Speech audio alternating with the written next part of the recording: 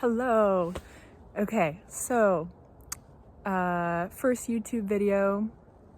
I had an idea that I wanted to kind of just process and talk out loud about all the reasons why I really don't feel comfortable posting on YouTube, and then all the reasons why I'm just gonna go ahead and do it anyways. And yeah, hopefully this will be quick. I'm just gonna run through all the reasons I was journaling about.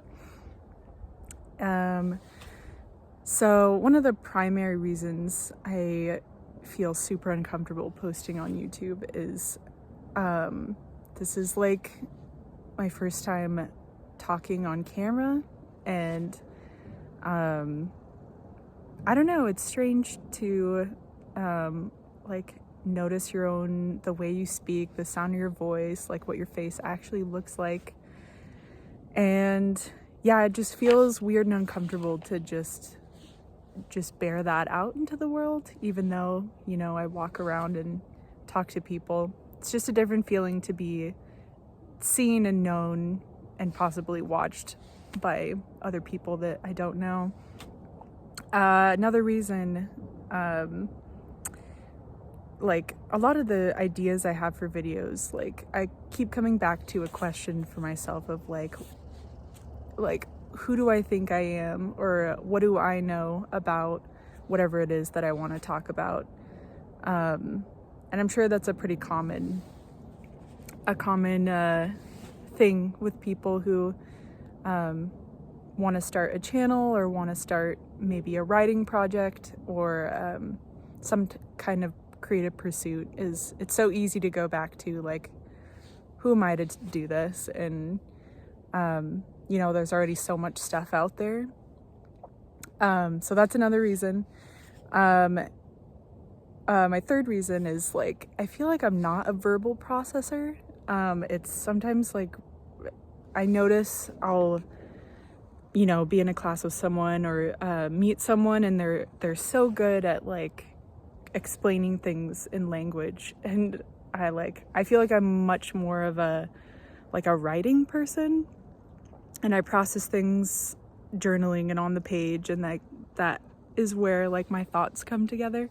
So yeah, I feel a little self-conscious about like putting stuff out on a platform that is primarily just talking.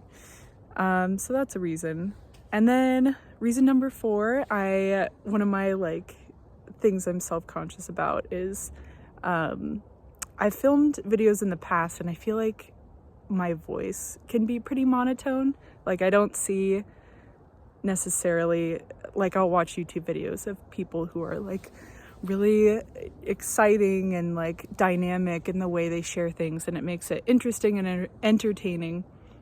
And I feel like I won't be able to like provide that necessarily. And then my last like big boom primary fear is like fear of being embarrassed. I like worry about people in my life or family like coming across like a video idea that I have that would be pretty vulnerable.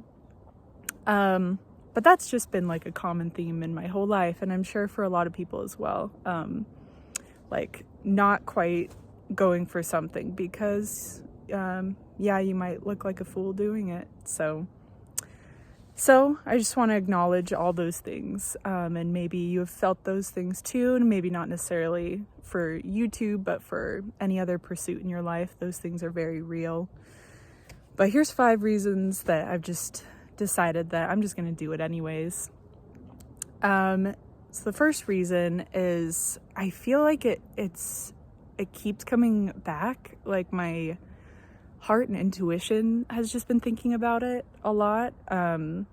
Because of reason number 2, I just have a lot of ideas. I watch YouTube quite a bit, so and I'm a big fan of the like wellness YouTube community, and or just self-help, just like trying to be a better person. So I just have a lot of ideas, things I've learned, And yeah, they just keep popping into my brain, and I feel like I just need a place for those things to go so they can get out of my brain. And then reason number 3, I, in my life, want to practice like being nervous, being afraid to fail, and then just doing something anyways.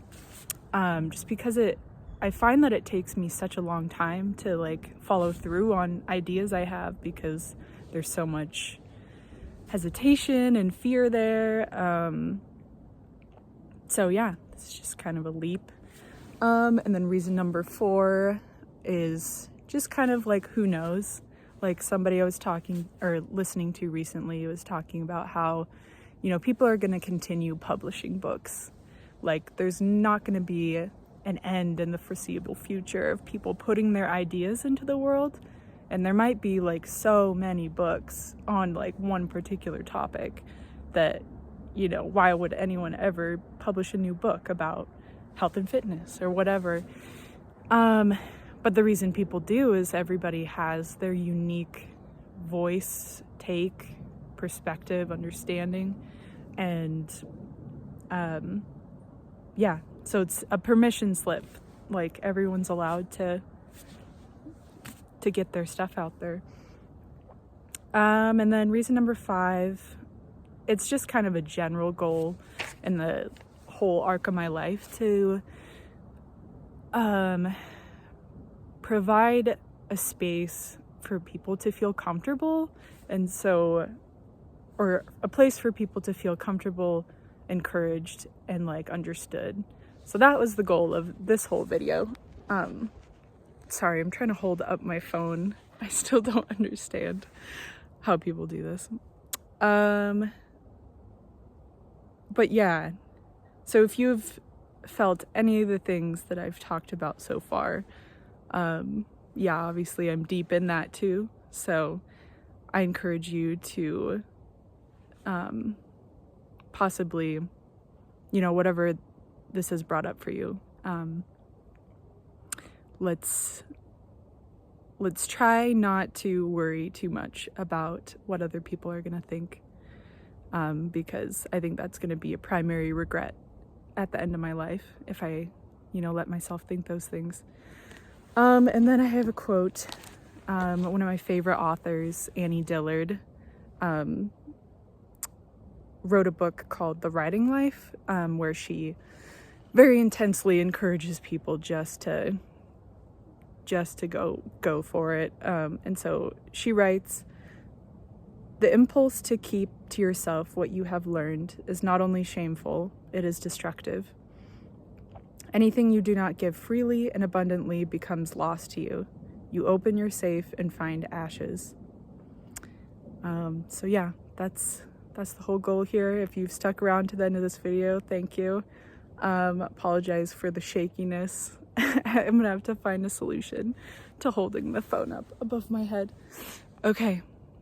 By the way, I'm coming at you from Montana, Missoula, Montana. Yeah. All right. Good luck to you all out there, and I will hopefully see you in a future video. Bye-bye.